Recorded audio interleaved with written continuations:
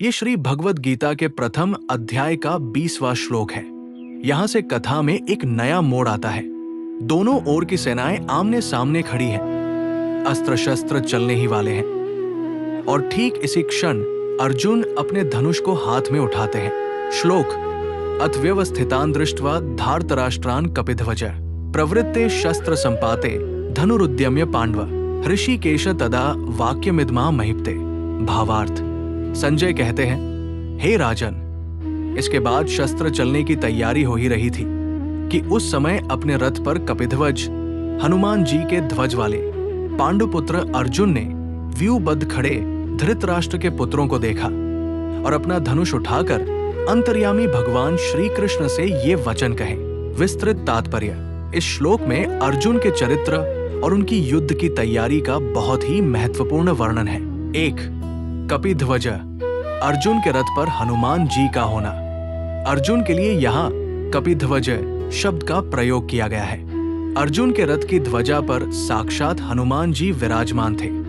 त्रेता युग में हनुमान जी ने भगवान श्री राम की विजय में मुख्य भूमिका निभाई थी। द्वापर युग में वे अर्जुन के रथ की ध्वजा पर बैठकर कौरव सेना के मनोबल को अपनी गर्जना से तोड़ने और रथ की रक्षा करने के लिए उपस्थित थे।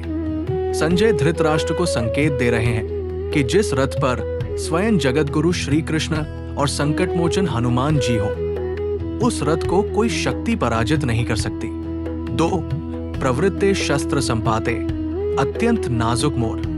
ये समय साधारण समय नहीं था। दोनों सेनाएं बाण चलाने ही वाली थी। कौरवों की ओर से धनुष खींच लिए गए थे। इतने तनावपूर्ण और विनाशकारी क्षण में भी अर्जुन पूरी तरह शांत थे और उन्होंने अपना प्रसिद्ध धनुष गांडीव हाथ में उठाया। 3. अर्जुन का अवलोकन: अर्जुन ने युद्ध शुरू करने से पहले कौरव सेना को गौर से देखा। वे देखना चाहते थे कि अधर्म के पक्ष में कौन कौन से राजा और सगे संबंधी आंख मूंद कर खड़े हैं। इसी अवलोकन के बाद ही अर्जुन के मन में वैराग्य और विषाद उत्पन्न होता है, जो गीता के उपदेश का आधार बनता है। धनुष हाथ में उठाने के बाद अर्जुन अपने सारथी बने भगवान श्री कृष्ण ऋषिकेश से कुछ कहते हैं। वे श्री कृष्ण को अपना रथ दोनों सेनाओं के ठीक बीच में ले जाने की आज्ञा देते हैं। अर्जुन श्री कृष्ण से क्या कहते हैं, ये जानते अगले श्लोक में।